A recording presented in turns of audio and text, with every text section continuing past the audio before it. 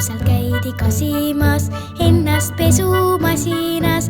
Nauditi seal keelekümblust, imetleti kaunist ümbrust. Rõõmsalt kahekesi koos, kuni tabas neid skleroos.